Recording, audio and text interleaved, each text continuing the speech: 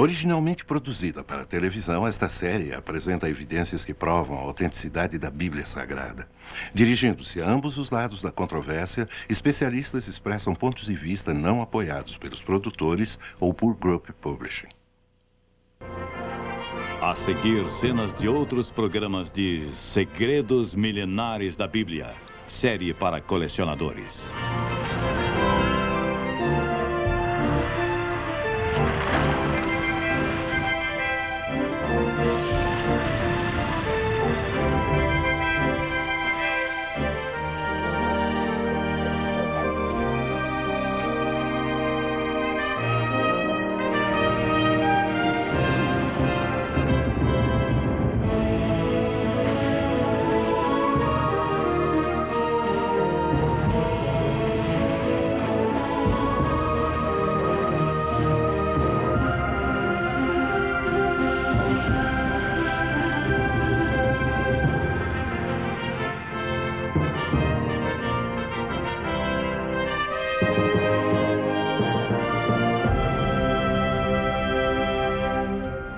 Viajaremos agora nas páginas do primeiro registro histórico contínuo da humanidade, o livro chamado A Bíblia Sagrada.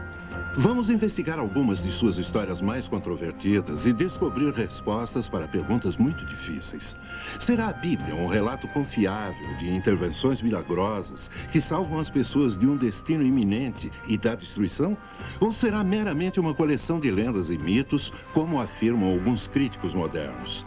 Especialistas do mundo todo, tanto céticos quanto defensores da Bíblia, contribuíram para a discussão destas questões bíblicas que poderão chocá-los e surpreendê-los. Os 10 Mandamentos de Moisés. Tábuas de Deus? O deserto do Sinai. Moisés havia libertado seu povo da escravidão no Egito. Eles estavam exaustos de sua longa jornada para encontrar a terra prometida. Estava claro para Moisés que eles precisavam de um conjunto de leis para seguir. De acordo com a Bíblia, Moisés deixou seu povo e subiu o Monte Sinai para se comunicar com Deus.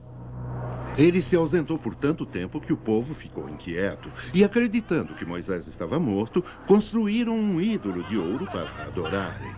Essa história é verdadeira? Deus entregou a Moisés os 10 mandamentos? O êxodo realmente aconteceu? Ou tudo isso é folclore? A ciência pode esclarecer essa parte controvertida da Bíblia? A história de Moisés recebendo os 10 mandamentos no Monte Sinai é cheia de inconsistências. É impossível discernir fato de ficção. O relato dos 10 mandamentos por Moisés é 100% real e não há contradições. É uma história direta, também confirmada no Talmud, assim como em outros comentários rabínicos. Para determinarmos se os 10 mandamentos foram dados por Deus a Moisés em tábuas de pedra, precisamos fazer uma simples pergunta. Onde estão essas tábuas? Ninguém jamais encontrou tábuas de pedra. Uma possível explicação é de que elas nunca existiram. Podemos provar que os 10 mandamentos foram dados a Moisés em tábuas de pedra. Também sabemos exatamente onde essas tábuas de pedra estão hoje. Parece não ter fim as controvérsias em torno dos 5 livros de Moisés sobre importantes eventos na história israelita, incluindo o êxodo do Egito e Moisés recebendo os 10 mandamentos. Houve, de fato, o Monte Sinai. Existiram tábuas de pedra nas quais os 10 mandamentos foram escritos? Nesse caso, onde estão agora?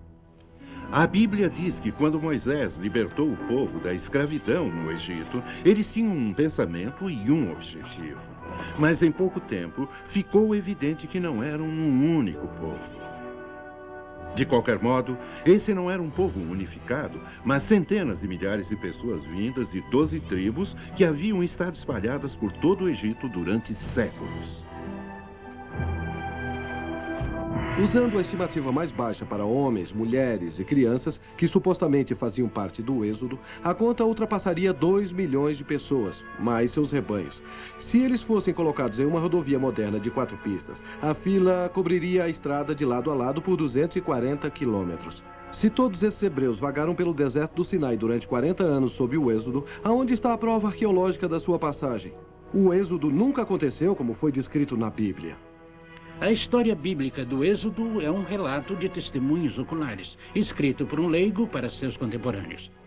Embora o escritor não fosse um historiador, existem suficientes pontos históricos indicando que o relato é real, tanto de uma perspectiva arqueológica quanto antropológica egípcia.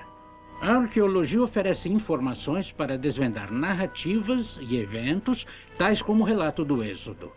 Esse relato contém suficientes nomes de lugares com referências cruzadas em tabuletas cuneiformes não bíblicas, sumerianas e assírias, confirmando a precisão do relato do Êxodo e assegurando aos estudiosos que não foi um relato inventado para consumo posterior. De acordo com o relato bíblico do Velho Testamento no livro do Êxodo, os cansados israelitas viajaram árdua e longamente por caminhos estreitos até chegarem ao Monte Sinai. Um mês após a saída do Egito, a cada dia que passava, a situação do povo ficava pior. Muitos estavam ficando sem comida, crianças estavam começando a sofrer e as pessoas acusavam Moisés de tê-los levado ao deserto para morrer. Meu Deus. Sem sua ajuda, seu povo será destruído. Há pouca comida nas tendas. Como sobreviveremos nesse deserto com nada no estômago além de amargura? Como? Como, Senhor? De acordo com a Bíblia, Deus disse a Moisés que as pessoas teriam pão pela manhã e carne à noite.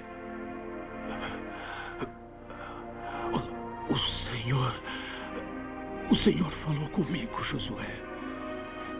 Ele me disse como as pessoas serão alimentadas. Bendito seja o seu santo nome. Vem. Então, as pessoas seguiram as instruções de Moisés. Ficaram maravilhadas ao colherem as estranhas gotas com gosto de mel encontradas perto de plantas do deserto a cada manhã. Chamaram isso de maná do céu. E à noite, nuvens de codornizes caíram a seus pés, dando a todos a carne que podiam comer, como Moisés tinha prometido. Esse maná aparecendo toda manhã e pássaros caindo do céu toda noite torna a Bíblia totalmente inacreditável. Como isso poderia ter acontecido? O maná do céu, que aparecia cada manhã com o orvalho, eram provavelmente as secreções deixadas nos arbustos de tamarga pelos insetos. As gotas duras, tipo mel, são colhidas chacoalhando os galhos sobre um pano e então moídas em farinha. O fenômeno do maná ainda ocorre nos desertos árabes. Mesmo hoje, os beduínos do deserto o colhem e o usam, ainda o chamando de maná do céu. Provas, tanto bíblicas quanto não bíblicas, oferecem uma imagem bem clara do fenômeno das codornizes. Em abril e setembro, esses pássaros migram aos milhões entre a Europa e a África. Um vento forte, como indicou a Bíblia, desviou grandes bandos de codornizes de seu curso uns 160 quilômetros terra dentro, onde caíram de exaustão por lutarem contra o vento. Os israelitas poderiam facilmente ter juntado milhões desses pássaros e os usado como alimento.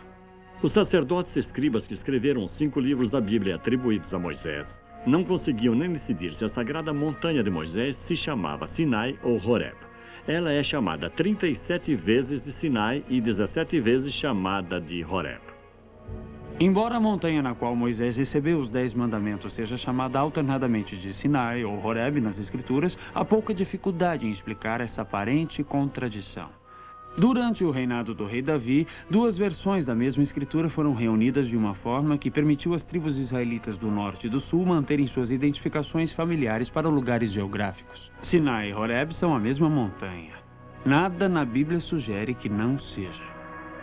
Provavelmente, devido aos muitos anos de cativeiro no Egito, as diferenças entre os vários grupos que viajavam eram muito maiores do que suas semelhanças. Estranhos deuses egípcios ainda eram adorados e antigos rituais pagãos ainda praticados. Não havia leis em comum para crimes e punição e a violência começou a se espalhar como praga.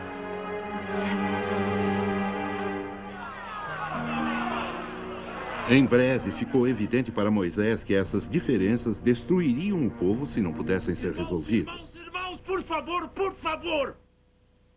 Nós precisamos... A Bíblia diz que Deus ordenou a Moisés subir o Sinai e lá esperar a sua aparição. Então, enquanto Moisés preparava seu irmão Arão para ocupar seu lugar, as notícias se espalharam rapidamente pelo acampamento.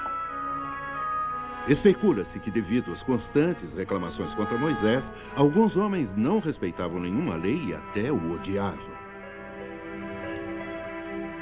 Novo vinho de Madian.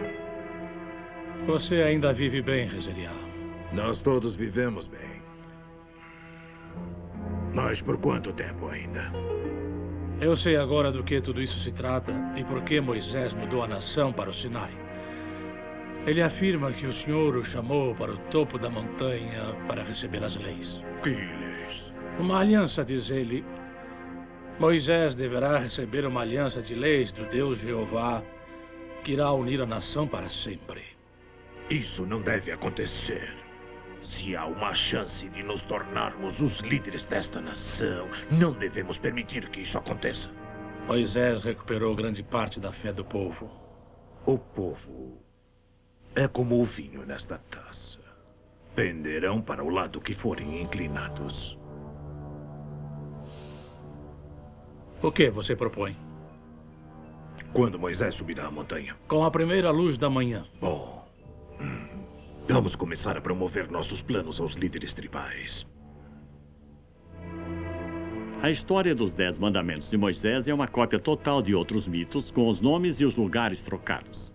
O livro de leis persa foi dado a Zoroastro em meio a trovões e relâmpagos. Dionísio, o legislador, é mostrado segurando 2 tábuas de pedra com leis esculpidas nelas. Por essa razão, não se pode aceitar a história de Moisés literalmente. Zoroastro e Dionísio vieram centenas de anos depois dos eventos de Moisés no Monte Sinai. E se houve plágio, não foi de Moisés. A Bíblia diz que Deus mandou Moisés subir a montanha sagrada e buscar a presença do Senhor. Josué, é aqui que eu te deixo. É aqui que vai me esperar. Não pode haver dúvidas de que um código unificado de leis era necessário para evitar um fim desastroso para o êxodo. Por centenas de anos, o que aconteceu nesse momento tem sido um difícil ponto de discussão entre os estudiosos da Bíblia. Existem 3 histórias conflitantes sobre os 10 mandamentos na Bíblia. Em um lugar, Moisés cortou as pedras e escreveu nelas. Em outro, Moisés cortou as pedras e Deus escreveu nelas. No terceiro lugar, Deus cortou as pedras e Deus escreveu nelas. Se Moisés e Deus não conseguem acertar a história, por que acreditar nela? A Bíblia é muito clara. Deus originalmente escreveu os 10 mandamentos em tábuas de pedra feitas por ele e as deu a Moisés. Depois que Moisés quebrou as tábuas originais quando viu os israelitas adorando o bezerro de ouro, cortou outro conjunto de pedras e Deus escreveu nelas também. Na Bíblia não há prova significativa de um terceiro conjunto de pedras. Qualquer referência a um terceiro conjunto vem da má interpretação da passagem onde a Bíblia está, na realidade, contando sobre o segundo conjunto de tábuas. Mesmo quando Moisés só havia partido por alguns dias, o povo já começava a se preocupar que ele não voltasse mais.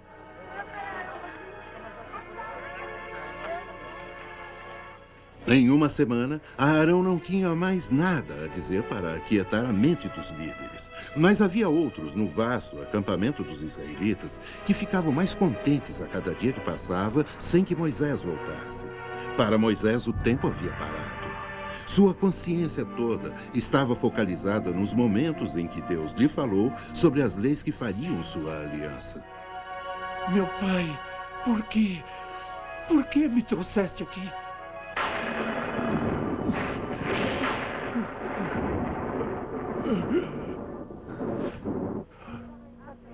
Com Moisés ausente há tanto tempo, os planos tramados na escuridão agora se encaminhavam para a luz do dia. Falamos e planejamos. Se não agirmos agora, talvez não tenhamos outra chance. A chave do sucesso de nosso plano é Arão. Mas precisamos estar convencidos de que Moisés está morto. Quando ele estiver seguro de que o queremos como nosso novo líder, ele concordará. Quando os dias se tornaram meses, com Moisés ainda ausente, os problemas diários de governar ficaram maiores e mais difíceis. Arão não era Moisés. As grandes responsabilidades do primeiro líder eram demais para ele. A cada dia, Arão perdia um pouco mais o controle. Basta! Basta! Tenho de repousar. Preciso de tempo para pensar. Por favor, me deixem em paz.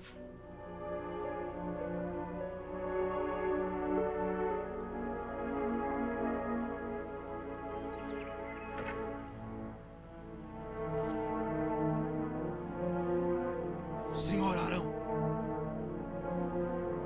Os conspiradores tinham esperado astutamente até que Arão estivesse enfraquecido pela pesada carga do ofício de Moisés e pela preocupação por seu irmão. Azariah tem notícias de Moisés, mas só para você. Ele não dirá a mais ninguém, nem a nós. Aconteceu alguma coisa, meu irmão? Venha, por favor.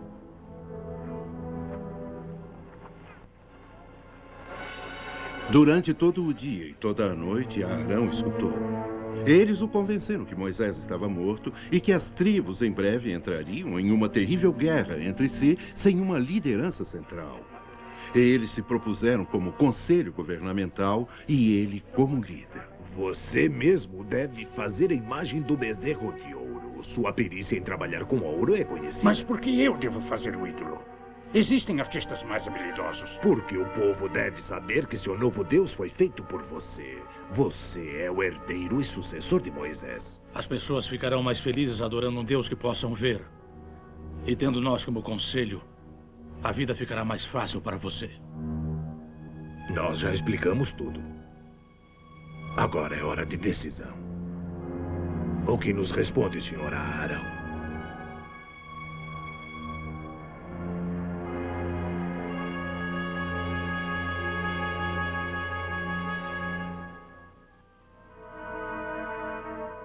Está magnífico, Arão. Você se superou. É o que o povo precisa.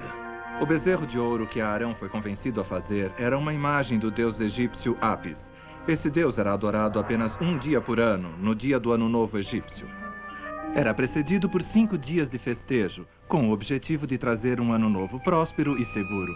Isso era o que os israelitas precisavam desesperadamente, temendo que Moisés tivesse morrido no Monte Sinai.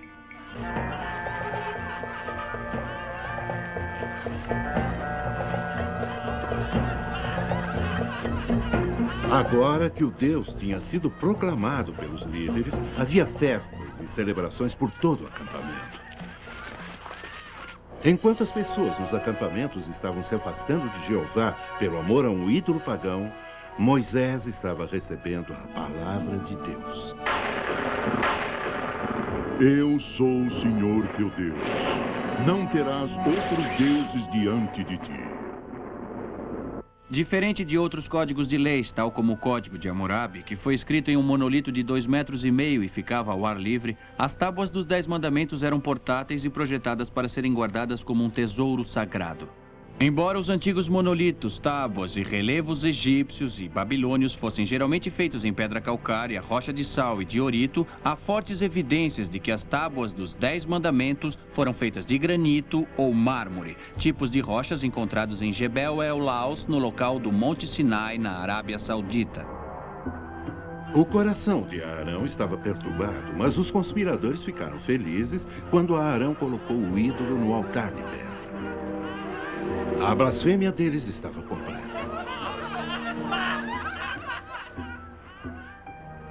Deus já sabia da sua idolatria e estava decidido a destruir os israelitas. Moisés intercedeu e, com os 10 mandamentos, desceu apressadamente a montanha para se confrontar com os israelitas.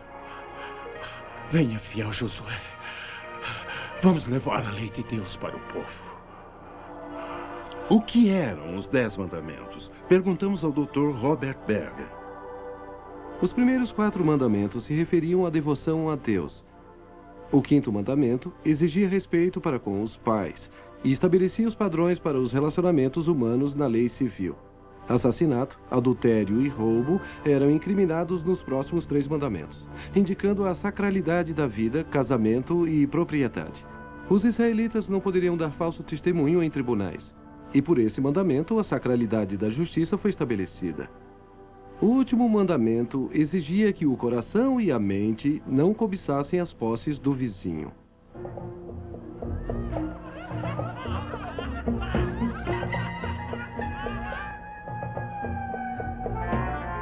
Quando Moisés atingiu a base do monte, ele se encheu de horror.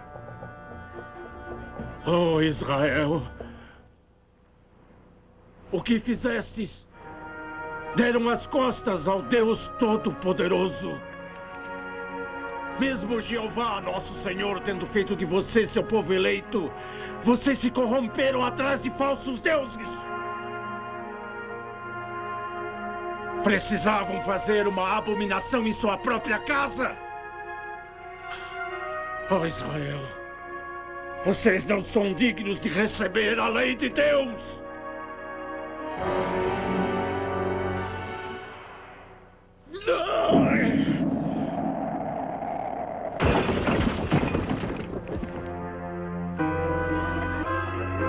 Morte aos idólatras!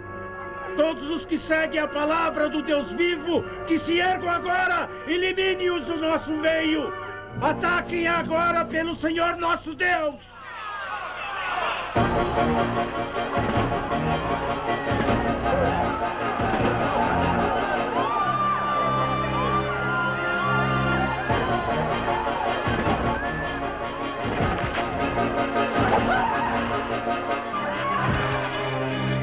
A tribo levita consagrada aos serviços de Deus se uniu a Moisés e mataram mais de 3.000 idólatras para estabelecer a lei e a ordem entre os israelitas.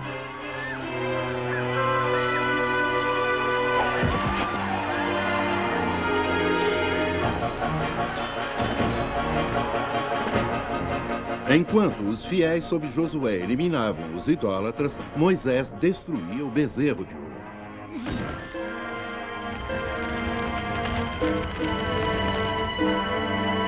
Mesmo enquanto os terríveis fogos da vingança queimavam pelo acampamento, o perdão e a reconciliação já começavam.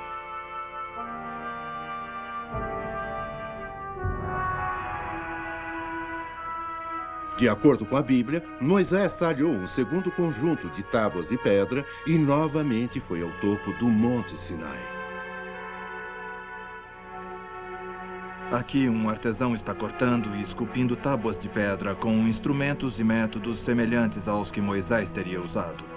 Moisés teria sido capaz de talhar e acabar as tábuas de pedra que ele carregou para o seu encontro no Monte Sinai. Esses 2 pedaços de granito, entalhados em Israel, são provavelmente uma réplica bem próxima das verdadeiras tábuas de pedra completas com os 10 mandamentos esculpidos nelas. Mas mesmo que possamos demonstrar a probabilidade das tábuas de pedra, existem controvérsias quanto ao lugar que coincida com a descrição do Monte Sinai na Bíblia. Não há evidências arqueológicas dos 12 diferentes supostos locais do Monte Sinai. De fato, nenhum dos locais sugeridos na Península do Sinai coincide com os requisitos da Bíblia. O tradicional local chamado Jebel Musa, localizado perto do Monastério de Santa Catarina, falha em todos os testes históricos, geográficos e arqueológicos. Esse local popular foi identificado no século III pela rainha Helena, mãe do imperador Constantino. Ela era uma mística que se empenhou em identificar lugares sagrados sem levar em consideração os fatos geográficos bíblicos. Algumas descobertas arqueológicas recentes e muito excitantes desviaram os cientistas dos locais tradicionais na Península do Sinai, através do Golfo de Aqaba, para um local intrigante na Arábia Saudita. Jebel el-Laus vai de encontro ao critério bíblico para a verdadeira montanha de Moisés. Primeiro, tem que ser localizada na antiga Madian, que é a atual Arábia Saudita. Segundo, na parte de trás da montanha, deve haver um vasto deserto como se vê aqui. Terceiro, deve ser localizada completamente fora do Egito e de seus territórios controlados, o que excluiria a Península do Sinai. Nenhum dos outros locais de montanhas propostos coincide com todos esses 3 requisitos, exceto Jebel el-Laus. Em 1988, viajamos pela rota do êxodo da ponta da Península do Sinai até a Arábia Saudita, usando a Bíblia e imagens do satélite para encontrar a rota certa. 33 quilômetros terra dentro, encontramos a nascente amarga de Mara, como mencionado no Êxodo 15. A amostra de terra nascente foi analisada quimicamente e mostrou conter ferro e sais dissolvidos, tornando-a muito, muito amarga. Continuando o trajeto, chegamos à fonte de águas claras mencionada no Êxodo 15:27. Aqui, cavernas estavam sendo escavadas por arqueólogos sauditas. Disseram que encontraram escritas nessas cavernas indicando que Moisés tinha ido para essa área e que as tumbas de Jetro, o sogro de Moisés, e Séfora, a mulher de Moisés, foram encontradas nessas cavernas. Provas arqueológicas importantes foram descobertas em Jebel el-Laus que apoiam os relatos bíblicos. Encontramos marcos de delimitação de pedra para afastar os israelitas da montanha. O mais surpreendente foi que encontramos um petróglifo de 2,5 metros do deus egípcio Apis em uma área grande o suficiente com água bastante para toda a tribo do Êxodo. Para nosso espanto, descobrimos que o topo da montanha era preto, como se as rochas tivessem sido queimadas, possivelmente confirmando a escritura bíblica de que o Senhor desceu nele em meio a fogo e fumaça. Recentemente, em uma atitude surpreendente, o governo saudita fechou o sítio de Jebel el-Laus abruptamente e colocou uma guarda militar para evitar futuras explorações do local. Ao permitir escavações arqueológicas em antigos locais israelitas na Arábia Saudita, a Casa de Saúde se expõe à ira do mundo árabe. Houve um verdadeiro Monte Sinai? A prova do Monte Sinai ser na Arábia Saudita é esmagadora. Houve 10 mandamentos gravados em 2 tábuas de pedra, como declara a Bíblia? Bem, a prova histórica certamente argumenta a favor do relato dos 10 mandamentos de Moisés. Se soubéssemos onde essas tábuas estão hoje, teríamos certeza. Mas talvez nós já saibamos. Em uma expedição arqueológica liderada pelo rabino Shlomo Goren, sob as ruínas do templo na cidade de Jerusalém, uma descoberta surpreendente foi feita. Estávamos escavando sob o Templo Mount, em Jerusalém, quando chegamos a um quarto subterrâneo na direção do Santíssimo Santuário. E era a Arca da Aliança na qual Moisés colocou os 10 mandamentos. Mas quando chegamos perto do Santíssimo Santuário, a administração da Arca do Templo Mount decidiu parar nossas escavações e construir um muro para evitar que chegássemos à Arca Sagrada. Algum dia, quando a terra for um lugar mais pacífico, todos veremos as tábuas de pedra contendo os 10 mandamentos originais nos quais nosso próprio sistema judicial se baseia. Esperamos não ter que esperar muito. Essas recentes descobertas arqueológicas e científicas fornecem fortes evidências para estabelecer que o êxodo israelita de fato ocorreu e que Moisés liderou esses hebreus ao Monte Sinai, onde ele recebeu os 10 mandamentos de Deus.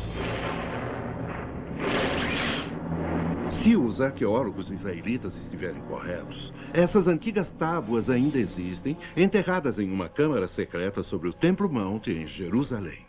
Mas a verdadeira história dos 10 mandamentos não é se as tábuas ainda existem hoje, mas de que essas tábuas dadas por Deus se tornaram a pedra fundamental para o sistema legal ocidental e o código de moralidade para a nossa sociedade.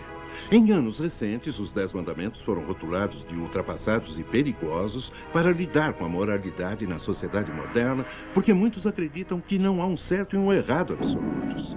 Estamos realmente melhores sem esses padrões? Algo a se pensar.